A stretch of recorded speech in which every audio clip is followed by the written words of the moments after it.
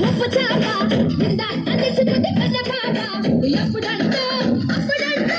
కసారి కన్న చాప పసారలో కూర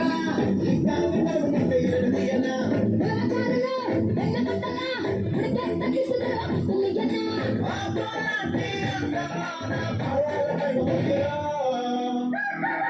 తందూరి కన్న చుక్కరు ఉరుకు తింటే పప్పు రమట ముక్కరు